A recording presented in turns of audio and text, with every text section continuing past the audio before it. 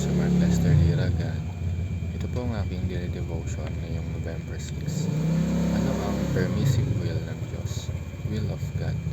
Na talalakay po ni Pastor Russell Ocampo sa 365 daily devotion.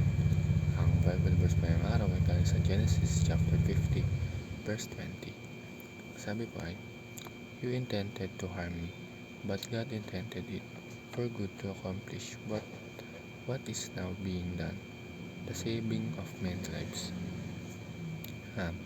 Alam niyo na sa buhay natin, madalas natin tinatanong, bakit kaya pinayagan ng Diyos na mangyari ito? Minsan may mga sitwasyon na hindi natin maintindihan, heartbreak, problema sa pamilya, kabiguan sa school, o mga pagkakataon na parang unfair ang mundo. Pero dito pumapasok ang tinatawag nating permissive will ng Diyos. Ang permissive will ay yung desisyon ng Diyos na payagan ng ilang bagay na mangyari kahit hindi na ito aprobado moralmente.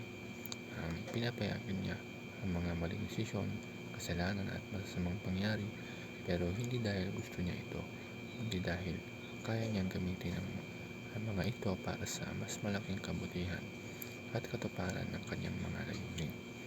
Kaya sabi nga sa Genesis chapter 50 verse 20, si Joseph ay pinagtaksilan ng mga kapatid niya, ibinenta bilang alipin at pinagdaanan ng matinding pagsubok. Pero sa huli, ginamit ng Diyos ang lahat ng iyon para iligtas hindi lang siya kundi pati ang buong Israel. Ang first teaching is, God respects human free will. Ibig sabihin, pinapaintulutan niya tayong pumili. Hindi tayo ginawang robot ng Diyos para sundin lang ang utos niya or kundi hindi tayo robot na nakaprogram lang kung ano ang iutos ng Diyos. May kalayaan tayong gumawa ng desisyon, pero sa likod ng kalayaan na yan, gusto niya tayong matutong magtiwala at sumunod pa rin sa kanyang mga plano.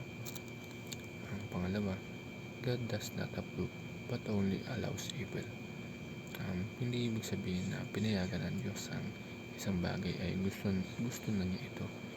Hindi niya kailanman gusto ang kasalanan o kasamaan, pero minsan pinapayagan niya ito dahil may mas malalim siyang dahilan. Maaaring para magturo sa atin ng isang leksyon, palakasin ang ating pananampalataya o ipakita kung gaano kalaki ang kanyang kabutihan sa gitna ng kasamaan. Ang last, God cannot be blamed for evil and suffering. Kapag may nangyayaring hindi maganda, hindi natin dapat sisihin ang Diyos. Sa halip, alalahanin natin na kahit sa gitna ng pain at problema, kumikilos pa rin siya. Katulad ng sabi sa Romans chapter 8 verse 28, "And we know that in all things God works for the good of those who love Him." Ibig sabihin, may dahilan ng lahat at sa dulo ng lahat ng ito, laging may mabuting kalooban ng Diyos. Yun lamang po.